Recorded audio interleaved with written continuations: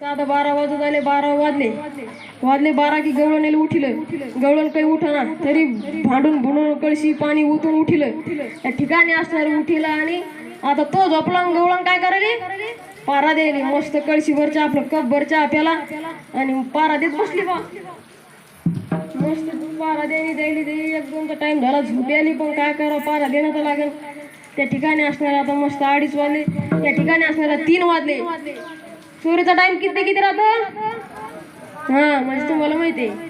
त्या ठिकाणी असणार 3 वाजले. आता चोऱ्या होत नाही. मग आता काय करू आपण? त्या ठिकाणी असणार आता गवळण झोपली. गवळी झोपला. आला ना कृष्ण 3 वाजताच. मस्त 3 वाजता आला. दाढीची येणीची हाणली गाठ. मस्त गाठ मारली.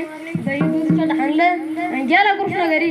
त्या ठिकाणी असणार सकाळी 5 वाजले. आता गवळी उठला बा. गवळी उठला आणि त्यानंतर गवळी उठला. जसा उठला तसा त्या दाढीला झटका बसला. तसा गवळणीच्या थोबडीत फटका बसला. भांडा लागला गवळी. असं देईन तसं करत नाही. तुला समजत नाही का? हे करतो का ते करतो का? गवळण म्हणलं मी गाठ आणलीच नाही. मग कोण आणली? शिवाय देऊ लागला. हे करू लागला ते करू लागला. त्या ठिकाणी असणार गवळण म्हणले मी केलं नाही, काय केलं नाही. बरं जाऊ दे म्हणे, आता गाठ सोडू आपण.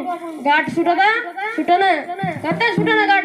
त्या ठिकाणी असणार आता 6 वाजले तरी त्याची गाठ सुटणच नाही. मग त्या ठिकाणी असणार सारा गवळी म्हणू लागले की सारं गोकुळ उठलं आणि हे घर का उठना.